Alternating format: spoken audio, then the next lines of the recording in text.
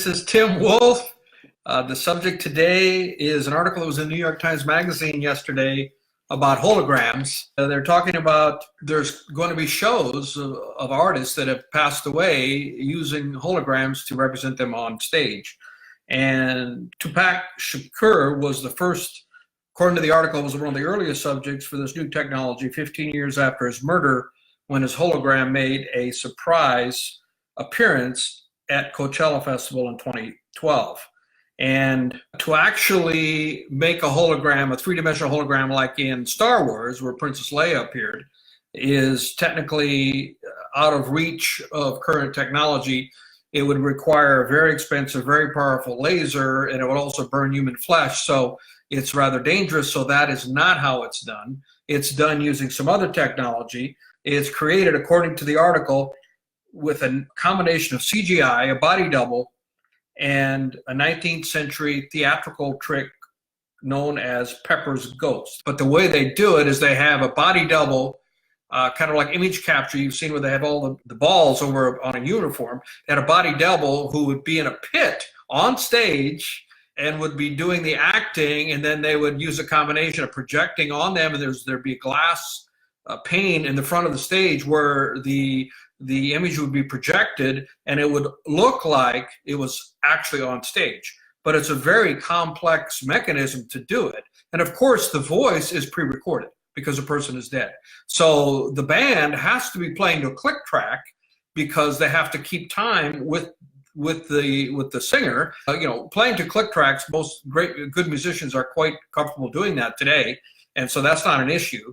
This is becoming a thing. People are talking about this going further and further. Whitney Houston is one of the artists that they're bringing back. The front page of it talks about Buddy Holly. There's a picture of Buddy Holly that was recently brought back for a hologram, and it's just a little, I personally,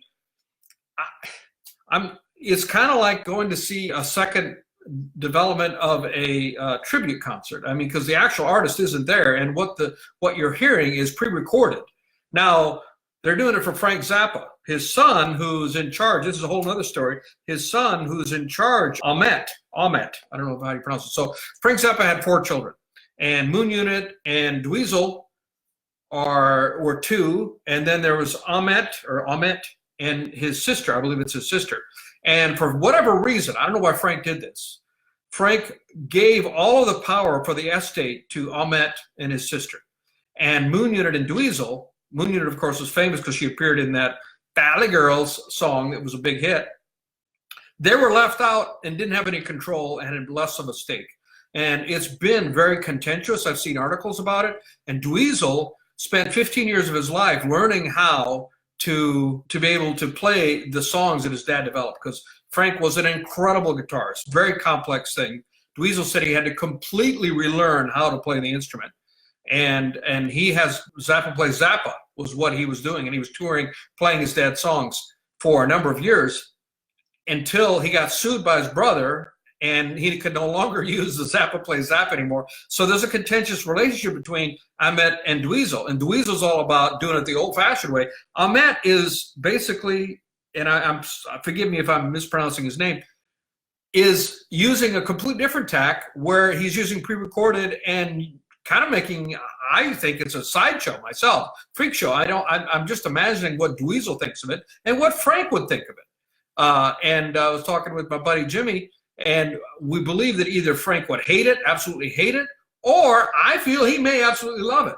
I'm wondering, what do you guys think? Do you think that Frank Zappa would love touring as a holograph in 2020, or would he absolutely hate it? Now, he was a guy who spent a lot of time in the studios, and he did a lot of cutting and pasting, and he used a lot of studio techniques. And Ahmet even says that his father in his book said that he had an idea for a new device potentially worth billions of dollars, one that would generate freestanding 3D images of Frank, of him, on any size on your coffee table at home or on a larger scale for theatrical use. So maybe, according to the article, maybe Frank would appreciate the 2019 tour. I don't know. He was such a phenomenal musician. The guy put out like 65 albums, just amazingly talented, just so off the charts as far as his genius.